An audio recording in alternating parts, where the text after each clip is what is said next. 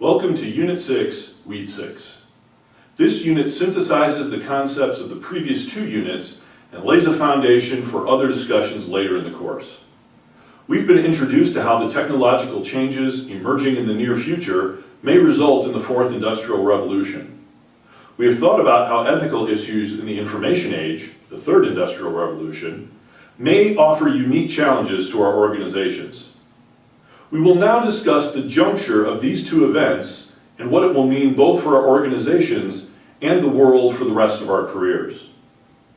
The group discussion questions are intended to allow you to demonstrate how you can synthesize and condense complex ideas, such as what are the extended effects of our organization's actions, and what are our ethical responsibilities as stakeholders.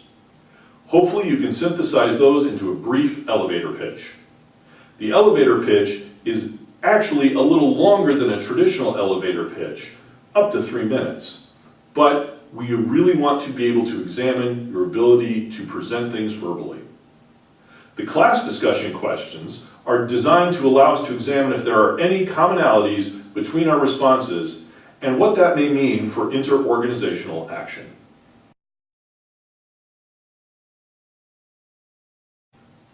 Let me start the commentary portion by addressing the assignments for this week.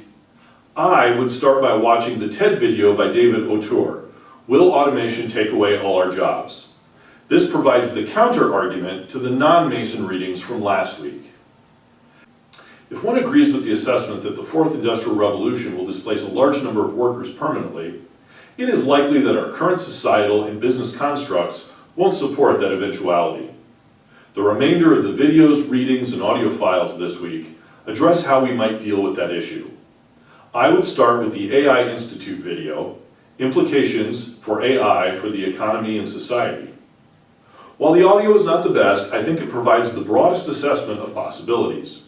Reid Hoffman, the larger man in the center, taking more politically conservative approaches, Andrew McAfee, the bald guy at the far left in the video, and Jeffrey Sachs in the gray sweater, a more centrist position, and Eric Schmidt on the far right of the video, taking a more liberal position. The other readings, videos, and audio files are more focused on individual solutions. The one I find in many ways the most interesting is Nobel Prize-winning economist Milton Friedman's discussion of the negative income tax with William F. Buckley Jr. in 1968. It's important to realize the impacts of inflation of the last 50 years as you listen to their discussion of family income. Their scenario of a family of 4 living on $3,000 a year would translate to $25,027 in 2014.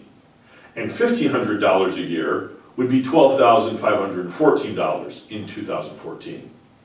In 1968, the median income was $6,700.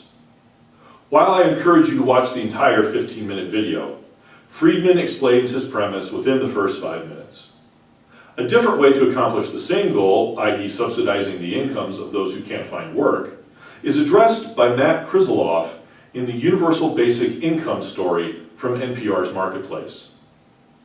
Others, like Bill Gates, have proposed taxing the adoption of job-killing technology. That idea, and an argument against it by Harvard economist and former Treasury Secretary Lawrence Summers, can be found in the other Marketplace story. In a 1970 article for the New York Times Magazine, the aforementioned Milton Friedman stated that the only social responsibility an executive for an organization has in the execution of that role is to make as much money as possible for the shareholders within the legal framework and ethical custom, and that any other action is unethical. I will leave it to another course for us to debate the validity of that ethical construct. But there are instances where the organization must step into the public sphere, regardless of what side of Friedman's argument you land upon. Business alliances, like the Chamber of Commerce or labor unions, are constantly lobbying public figures to advance their causes. Organizations of large enough size may even themselves lobby directly. The readings, videos, and audio files of the last 3 weeks have focused on the technological changes that could radically change our lives, and possible ways that the resultant outcomes could be addressed. But should we as business leaders encourage our organizations to take action on any of these potential developments? Should we act collectively through groups like the Chamber of Commerce or industry organizations? Or should we act as individual organizations? Are there issues beyond the concerns of business? What would the ramifications be to our organizations if we choose poorly? These are some weighty issues, and I really would like for you to think deeply about them as we move to a situation where potentially the real or natural unemployment levels could reach anywhere from 40 to 60%. What does that mean for our society, and what does that mean for our businesses living in that society? Do we have any responsibilities since our businesses are seeing the efficiency gains that are potentially causing all of that worker displacement? This is a really interesting week for me in discussions. I hope it will be for you as well, and I look forward to seeing your posts.